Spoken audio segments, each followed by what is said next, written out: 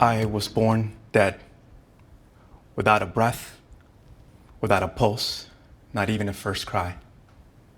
You see, at birth, I was born a hypoxic blue baby without the ability to breathe for the first 3 minutes of my life.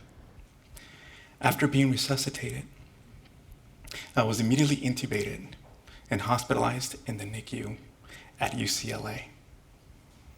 And after 2 long months of critical care, I was discharged for the first time to meet my family. I was underweight and undersized, and the doctors told my parents that I would have severe disabilities and said, "Don't expect much from Francisco." Trauma did not end at birth. In fact, for me, it was always around the corner.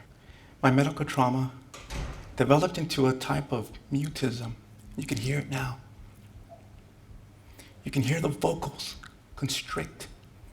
And throughout this talk, you will hear it crack. Every time I spoke publicly, I would be paralyzed with fear. And I didn't know why. I was frustrated.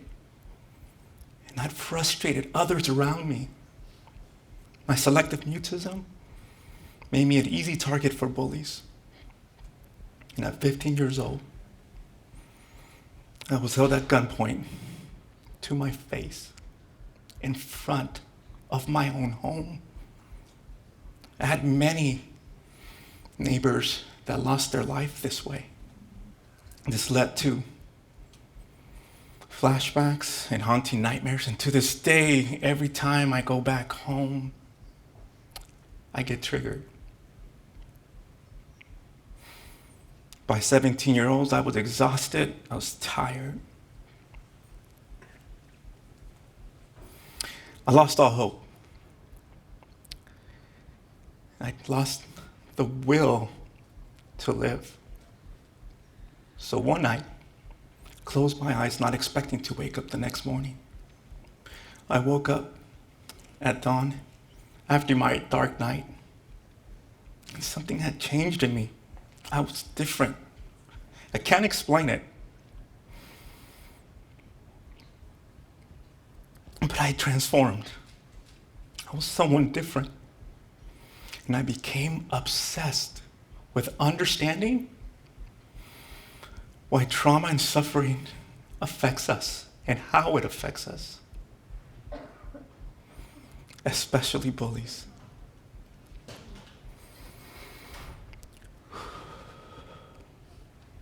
So I stand here today as a triple board certified medical doctor, specializing in child, adolescent, and adult psychiatry and integrative and holistic medicine.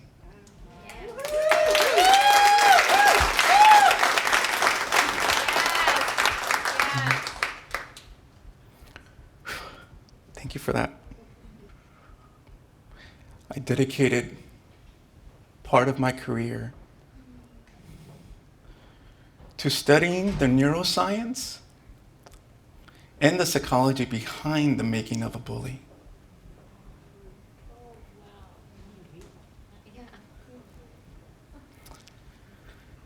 And so, here today, amongst us, there's a bully. I see you. I hear you. I know who you are. You can't hide from me. I know you don't like to be identified in a gathering like this.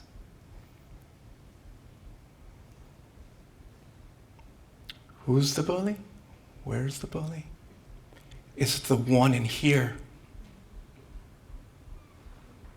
Perhaps this is what Sigmund Freud was trying to say with his theory of the id, or what Carl Jung was referring to as the small self. But what the hell is an id? or a small self. We are not psychoanalysts. These abstract, outdated construct of the psyche. Can you hear the psychobabble? I mean, it's so confusing. Imagine trying to explain theories of the mind to a 12-year-old patient with ADHD. Trust me, I've tried. Doesn't work. To help my patients embody this concept, I coined the term iBully, lowercase I, meaning the bully within ourselves. That iBully are the negative thoughts that get in the way of you realizing your dreams. Imagine before you came here, all getting ready and dressed up, minding your own business, and bam! All of a sudden, you hear all the screams about all of your insecurities, all of your doubts, all at the same time, bullying you into believing that you're not enough. Why do these unwanted, intrusive thoughts occur? Theory points to genetics, poor parenting, brain chemistry, substance use, or a combination of all these factors.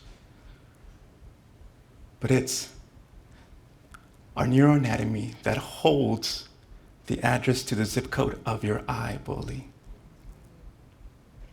I know that the brain is complex.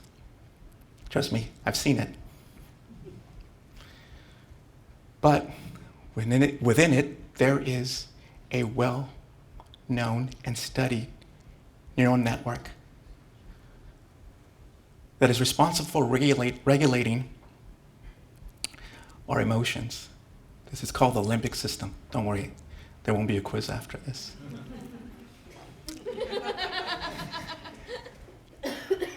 This system is hijacked and held hostage by a small structure, the amygdala, the fear center. The iBully lives here. It lives right there. That's where it lives. In the amygdala. And it's only the size of an almond and shaped like an almond. This is the size of your iBully. Lowercase I. This itty bitty. And we all have, at birth, fully developed amygdala. There's no escaping it. We are born this way. Why did evolution prioritize this nut-sized structure? Well, it's for survival. The reason we, as modern humans, have been around for over 300,000 years is for survival. As a species, we have mastered survival for now. I'll say it again, for now. So you think about what's going on right now. I find it a bit ironic that the small structure is what helps us to survive, but the same structure also is the one that tortures us inside. I need to shake that one off because that always gets to me. That little thing, lowercase I, does that to us. What about the rest of the brain? Unfortunately, it takes some time for that to catch up, approximately 25 years. But there is no standardized curriculum to date in any school district that teaches us how to thrive. During the most precious time of our lives, adolescence, when most people experience trauma, they're in a constant state of survival because no one teaches us to switch from survival to a thriving mindset. No one says, hey, now is the time. This is how you do it. That does not exist. And this state is not something sustainable. Thankfully, there's a healthier approach to living. And I believe that we can empower youth to learn the strategies to regulate their amygdala. Because when the amygdala is on fire and untamed, it allows the iBully to wreak havoc. Lots of it. So if you're listening to the negative thoughts that your iBully is feeding you daily, you would wire into a survival mindset. But if you choose to fight against the negative thoughts and reframe the belief system with self-compassion, with gratitude and forgiveness, you'll start wiring or rewiring your brain towards a growth mindset. It's a proven fact that neurons that fire together, wire together. Think about that for a second, right? You, at any conscious age, can change your thoughts. And if you can change your thoughts, you can wire and change your wiring. And if you can change your wiring, you can tame the iBully within. And with the power of this new friend, you too will have the right to dream and can make those dreams come true. This is exciting neuroscience. So how do we do this? The puzzle pieces to restructure your mindset from survival to thriving come from evidence-based strategies that I have shared with my practice and my community. And as new community members, I'd like to share these 7 steps with you. Number 1, resilience. Be flexible and be adaptable. Have a growth mindset. Remember, it's not about perfection we're going for. All we're trying to do is move towards progress. And it can look just like that. 2, epigenetics. You're not only your genes. I know they tell you that. It's not true.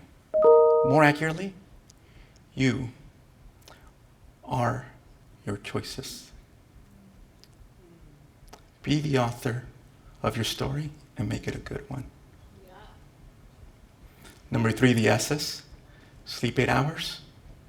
Sweat daily. Avoid substances. And decrease stress. Number 4, wellness. Find wellness through healthy nutrition and good habits. Prioritize good habits that work for you. They look different for all of us. And start with just one at a time. Number 5, energy. Focus on positive energy. Optimism is hard work. Let me repeat that. Optimism is hard work, especially in the world we're living in today. Number 6, live well now. Now, there's no better time than to start a mindfulness practice. Mindfulness allows you to ground yourself, but also to stay present in the moment. If you have trouble with being with your own thoughts, start with a guided meditation or a gratitude journal. And lastly, love, play, laugh every day, especially with others. I truly believe that community is medicine for our brains. Healthy neurotransmitters get released and make us feel good when we're spending quality time together like this today.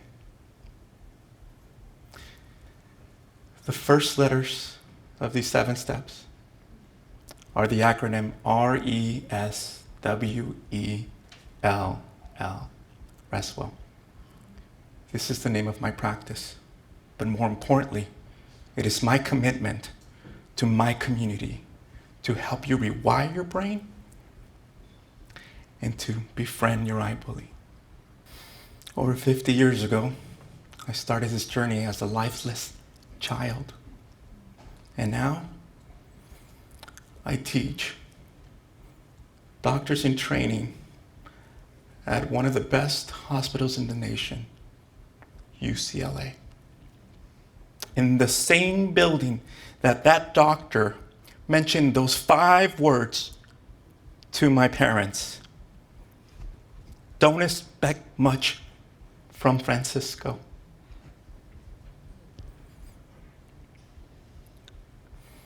So as long as I can breathe, and as long as I have a voice, I will continue to use it to help the voiceless and empower others to thrive. Thank you.